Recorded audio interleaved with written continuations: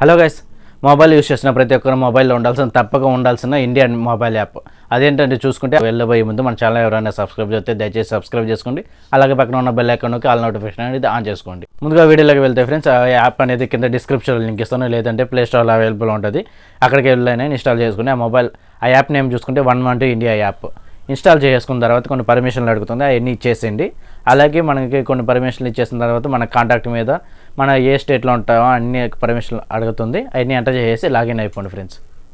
Login అయిపోయిన తర్వాత మనకు హోమ్ స్క్రీన్ అనేది వస్తుంది. అక్కడ ఏంటంటే మన పర్సనల్ డీటెయిల్స్ అనేది ఇవ్వాల్సి వస్తుంది. మన name, date of birth, gender, mobile number ఇవన్నీ ఎంటర్ చేయాల్సి వస్తుంది. అవన్నీ ఎంటర్ చేసేసింది. కానీ అన్ని పర్మిషన్లు ఇచ్చేసిన తర్వాత హోమ్ స్క్రీన్ అనేది ఈ విధంగా ఉంటుంది.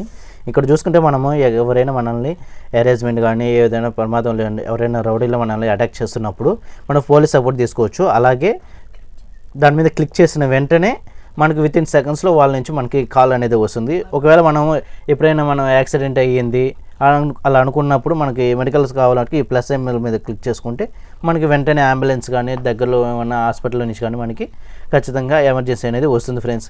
ఈ విధంగా ఇంకోటి ఏంటంటే మన లైవ్ లొకేషన్ అనేది ఖచ్చితంగా వాళ్ళకి వెళ్తుంది.